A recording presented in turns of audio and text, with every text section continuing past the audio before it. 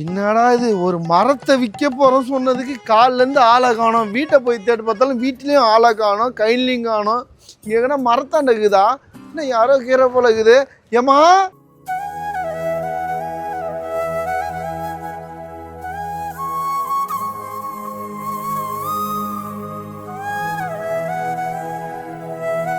ஏமா ஏமா உன் கஷ்டம் எனக்கு புரியுதுமா.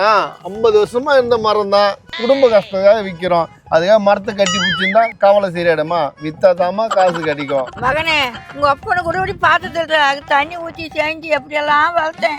உன் வீட்டுக்காரன் சூதாடி ஊர்ல பாதி ஊர்ல கடை வாங்கி வச்சுக்கிறாமா.